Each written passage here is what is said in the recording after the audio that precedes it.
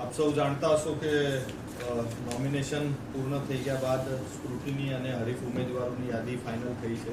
7 ઉમેદવારો છે પ્લસ નોટા, એટલે કે 8નું બેલેટ પત્ર આપણે બરોડા ખાતેથી છપાવીને આવેલું છે. પોસ્ટલ બેલેટ્સની તમામ સમગ્ર તૈયારી થઈ ગઈ છે અને જે 851 જેટલા એબસેન્ટી વોટર્સ છે 12Dના, એમના ત્યાં ઘરે જઈને મતદાન કરવાની કામગીરી પણ કાલથી શરૂ થઈ ગઈ છે. રહી વાત પોલિંગ સ્ટાફની, તો પોલિંગ સ્ટાફ માટે બીજી તાલીમ 1 તારીખથી 3 તારીખના વચ્ચે થવાની છે અને એમનું પણ પોસ્ટલ બેલેટનું મતદાન ત્યારે જ થશે. સાથે સાથ 5 જિલ્લાની વિધાનસભાઓના હેડક્વાર્ટર્સમાં આપણે ફેસિલિટેશન સેન્ટર રાખેલા છે, જેથી તમામ પોલીસ પર્સનલ અને અન્ય સ્ટાફ જે ઇલેક્શનની ડ્યુટીમાં રોકાયેલો હશે એ ત્યાં જઈને મતદાન કરી શકે. આપણી કુલ ઈડીસી મતદારો આપણા જિલ્લામાં 7,558 ફાઇનલ થયા છે. ફોર્મ 12 એટલે કે પોસ્ટલ બેલેટવાળા મતદારો 10,514 થયા છે અને 12D એટલે કે એબસેન્ટી વોટર્સ એમના ટોટલ 851 થયા છે અને સેવા મતદારો 118 છે. એ આપણો ફાઇનલ આંકડો છે. મતદાર યાદી ફાઇનલ થઈ ગઈ છે, સપ્લિમેન્ટરી પણ જાહેર થઈ ગઈ છે, તમામ ઉમેદવાર અને પોલિટિકલ પાર્ટીઝને આપી દીધેલી છે અને હવે કુલ મતદારોની જે સંખ્યા છે એ 18,59,974 થઈ છે. જે અગાઉ આપણી જે મતદાર યાદી હતી જ્યારે આપણે પહેલી પીસી લીધી હતી ત્યારે 18,48,000ની આસપાસ હતી. ઓલમોસ્ટ 11,000 જેટલો વધારો મતદાર યાદીમાં થયેલો છે. કુલ 2,006 પોલિંગ સ્ટેશન્સ છે, 1,355 પોલિંગ સ્ટેશન લોકેશન્સ છે. તમામ અશ્યોર્ડ મિનિમમ ફેસિલિટીઝ સાથે સજ્જ છે અને કોઈ પણ મતદારની અગવડતા ન પડે એની પૂરતી કાળજી લેવામાં આવેલી છે. હીટ વેવની આગાહીના લીધે એનડીએમએ અને ઇલેક્શન કમિશને જે એસઓપી બહાર પાડેલી હતી એ પ્રમાણે આપણે આરોગ્ય વિભાગને આયોજન કરવાની સૂચના આપેલી હતી. એના ભાગરૂપે તમામ આયોજન પૂરું થઈ ગયું છે. ક્લસ્ટર લેવલ ઉપર આપણા આરોગ્યના કર્મચારીઓ તૈનાત રહેશે. સાથે સાથ દરેક પોલિંગ સ્ટેશન લોકેશન ઉપર પાણીની વ્યવસ્થા, શૌચાલયની વ્યવસ્થા અને બેસવા માટે, ઊભો રહેવા માટે છાંયડો, એની વ્યવસ્થા આપણે પૂરતા પ્રમાણમાં કરીશું. એના ઉપરાંત આપણે medical kits, first aid kits દરેક પોલિંગ પાર્ટીને આપી રહ્યા છે, જેથી મતદાન મથક ઉપર પણ સ્થાનિક લેવલે કંઈ નાનું મોટું થાય તો એ લોકો એનાથી બચી શકે. કમ્પ્લેન્ટ મોનિટરિંગ સેલ જ્યારથી ઇલેક્શન ડિક્લેર થયું ત્યારથી ફૂલ ફ્લેજ કાર્યરત હતું. એમાં સી વિજિલ એપમાં અત્યાર સુધી ટોટલ 75 કમ્પ્લેન્ટ્સ આવેલી છે, એમસીસી રિલેટેડ 22 આવેલી છે, 1950 ઉપર 502 કમ્પ્લેન્ટ આવેલી છે, ડિસ્ટ્રિક્ટ ટોલ ફ્રી નંબર ઉપર 6 આવેલી છે અને એનજીએસપી પોર્ટલ ઉપર 139 આવેલી છે. એ તમામ કમ્પ્લેન્ટ્સનું સમય મર્યાદામાં નિકાલ કરવામાં આવેલો છે.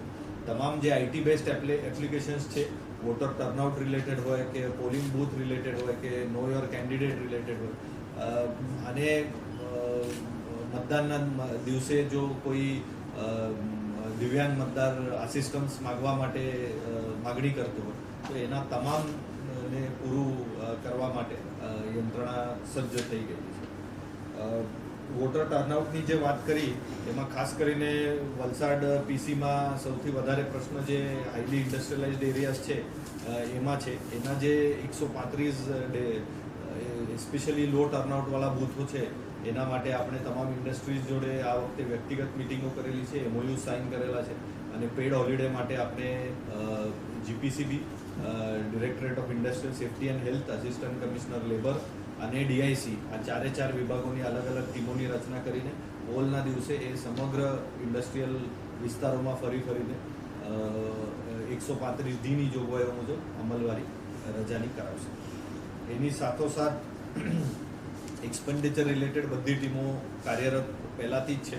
આપણે ફર્સ્ટ પીસીમાં પણ એ બધાને જાણકારી આપેલી હતી અને વ્યવસ્થિત રીતે કામ કરે છે. માનનીય જનરલ ઓબ્ઝર્વર, પોલીસ ઓબ્ઝર્વર અને એક્સપેન્ડિચર ઓબ્ઝર્વર, ત્રણેય ઓબ્ઝર્વર્સશ્રીઓએ તમામ ચેકપોસ્ટ અને એક્સપેન્ડિચર મોનિટરિંગની ટીમોની જાતે મુલાકાત લીધેલી છે અને કોઈ પણ પ્રકારનો પ્રશ્ન અત્યાર સુધી આવેલો નથી. ઈવીએમની વાત કરું તો સેકન્ડ રેન્ડમાઇઝેશન ઈવીએમનું થઈ ગયું અને હવે ઈવીએમના ગ્રુપ્સ આપણે વિધાનસભામાં જે અગાઉ ફાળવેલા હતા એને હવે આપણે મતદાન મથક વાઇઝ ફાળવી દીધા છે અને ઈવીએમનું કમિશનિંગ કાલથી તમામ વિધાનસભાઓમાં શરૂ થવાનું છે અને 30 તારીખ સુધી ઈવીએમ કમિશનિંગ પૂરું થઈ જશે. આના ઉપરાંત જે પોલિંગ પાર્ટીઝની રચના કરવાની થાય છે એનું પણ સેકન્ડ રેન્ડમાઇઝેશન થઈ ગયું છે અને પોલિંગ પાર્ટીઝનું ગઠન પણ થઈ ગયું છે અને વિધાનસભા પણ એલોટ થઈ ગઈ છે. એટલે હવે આ તમામ પોલિંગ પાર્ટીઝ જે છે એ 1 તારીખથી 3 તારીખની વચ્ચે એમનું સેકન્ડ ટ્રેનિંગ થશે અને ત્યારબાદ ડિસ્પેચના આગલા દિવસે એમનું થર્ડ ટ્રેનિંગ થશે.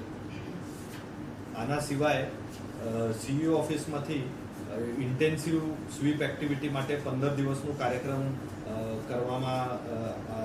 કરવાની સૂચના આવેલી હતી. એના ભાગરૂપે સમગ્ર જિલ્લામાં અત્યારે 10 પેરામીટર્સ ઉપર 15 દિવસ માટે કાર્યક્રમો શરૂ થઈ ગયા છે. એમાં રેઝિડેન્ટ વેલફેર એસોસિએશન જ્યાં અર્બન એરિયાઝમાં હોય છે એ દરેક સાથે મિટિંગો થઈ ગઈ છે. એમના વોટ્સએપ ગ્રુપ્સ ઉપર આપણા બીએલઓ જોડાઈ ગયા છે અને રોજે રોજ જે 5 બિંદુઓ આપણે હમણાં પ્રેઝન્ટેશનમાં સમજાવ્યા એના માટે સતત લોકોને સમજાવવા માટે અને એમને અવગત કરવા માટે પ્રયત્નો ચાલે છે. 996 જેટલા આપણા રેઝિડેન્ટ વેલફેર એસોસિએશન્સ થાય છે, જુદી જુદી સોસાયટીઝ અને અપાર્ટમેન્ટ બિલ્ડિંગ્સના, અને તમામ જોડે સંપર્ક થઈ ગયો છે. આના સિવાય ફોર ધ ફર્સ્ટ ટાઈમ આપણે ફાર્મસી એસોસિએશન જે સુપર માર્કેટ્સ છે જિલ્લામાં અને ગ્રોસરી સ્ટોર્સ છે એમને તમામને આપણે વિનંતી કરેલી હતી કે મતદાનના દિવસે જો વ્યક્તિએ મતદાન કરેલું હશે તો એમને સારા ઓફર્સ આપજો.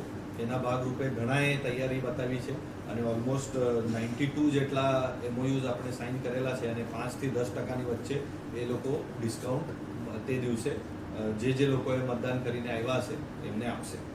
આના ઉપરાંત 22 કેમ્પસ એમ્બેસેડર્સ સાથે મિટિંગો થઈ ગઈ છે અને યંગ વોટર્સ જે છે જે આ વખતે પહેલીવાર મતદાન કરવાના છે એમના માટે પણ પ્રોત્સાહિત કરવા માટે સમગ્ર 15 દિવસમાં જુદી જુદી એક્ટિવિટીઝ થશે.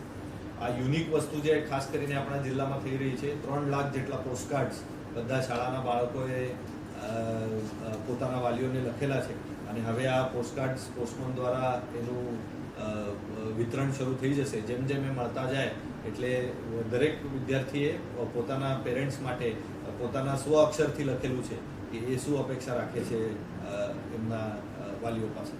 તો એ એક યુનિક એક્ટિવિટી આપણે અવેરનેસ માટે અત્યારે કરી રહી છે.